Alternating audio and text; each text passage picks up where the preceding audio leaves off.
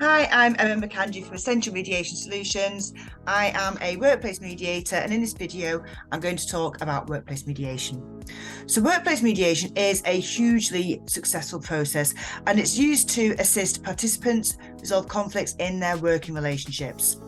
The dispute may be between colleagues or a member of staff and their line manager, or even between whole teams and departments. The mediator acts as an independent third party to actively assist participants in reaching a mutually beneficial outcome. Mediation can help to nip conflict in the bud, bringing with it very many benefits to employees and employers. Conflict in the workplace is completely normal, particularly under the challenges of the modern world, with remote working, conflicting demands, social media, different working patterns, and so on. In 2020, the Chartered Institute of Personnel and Development conducted a survey. 35% of employees had experienced interpersonal conflict at work, and 1 in 5 employers said that conflict was a common occurrence. In 2021, ACAS estimated that the cost of conflict to employers was $28.5 billion. As a mediator, I also witnessed the human cost, particularly stress, anxiety, depression, maybe even prolonged sick leave due to the mental health effects caused by conflict.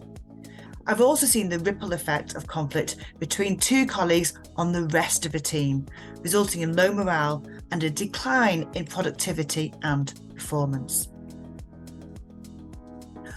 All too often, individuals in conflict pursue the formal route, maybe being unaware of mediation and the short and long-term benefits mediation can bring. The CIPD research found that mediation was underutilised.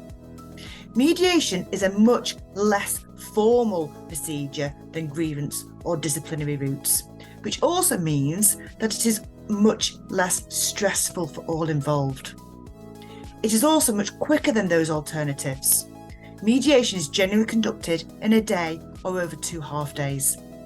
And by opening dialogue, mediation aids in preserving and improving working relationships. Mediation is a voluntary process. It may be suggested or recommended by a line manager or people service, but no one can be forced to mediate. Participants must be willing and open to engage in the mediation. One of the cornerstones of mediation is confidentiality.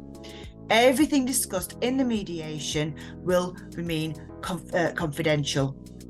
In addition, anything discussed with the mediator individually will also remain confidential.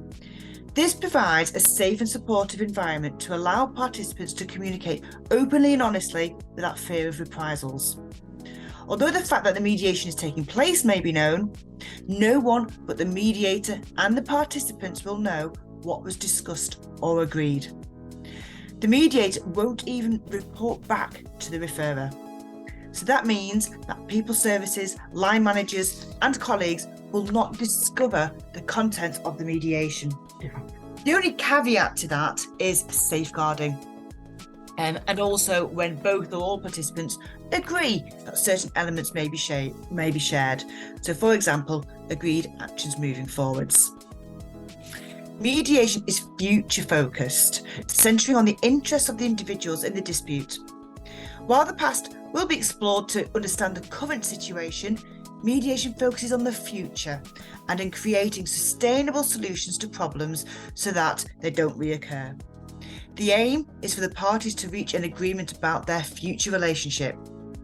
This agreement will not be dictated by the mediator.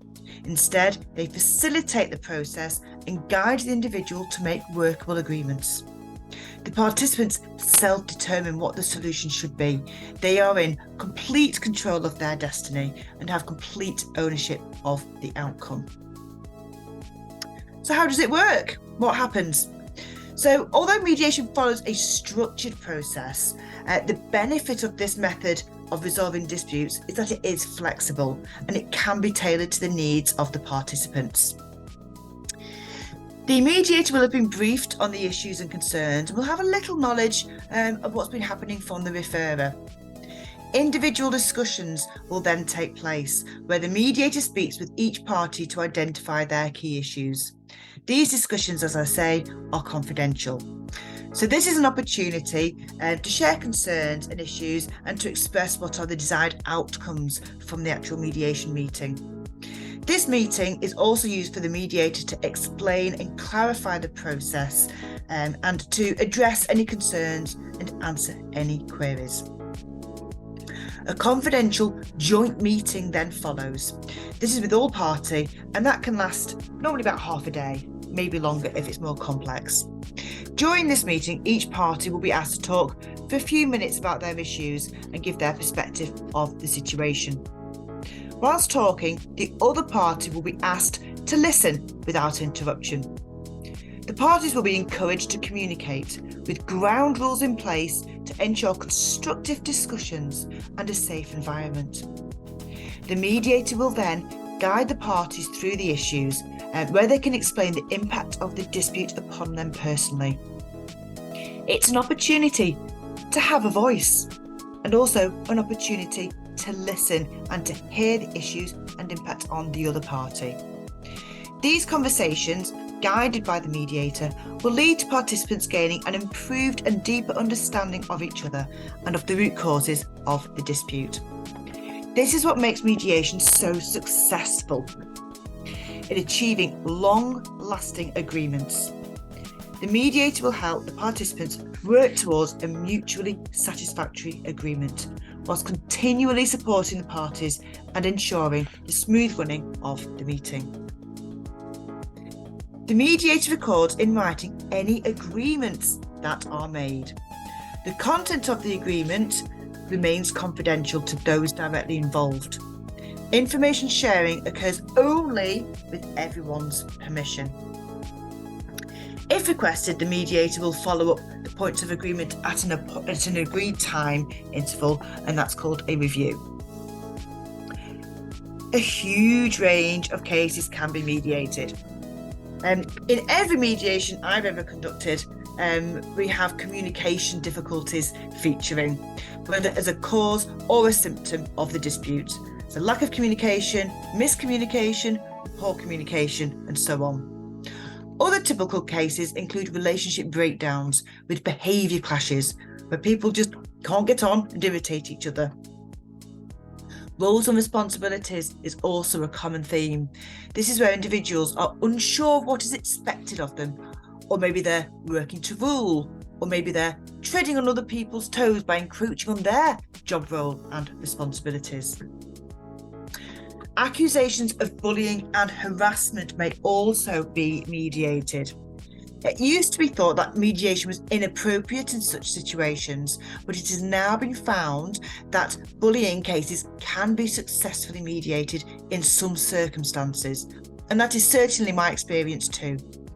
Sometimes the alleged bully is unaware of the effect of their behaviour, or they may not have had the intention for their behaviour to have the effect that it has. Mediation can help people gain an awareness of how they conduct themselves. Guidance should be sought from People Services Advice and Guidance Team to ascertain if a situation such as this may be suitable for mediation. The majority of situations can be mediated, but the key is that those in the conflict need to be willing to engage in the process. So, conflict is inevitable. When conflict starts to affect a party's life on a daily basis, then the conflict needs addressing.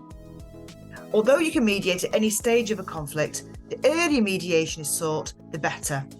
The longer conflict is left, the more likely it is to fester, to gain roots, and to escalate to the point where mental health becomes affected.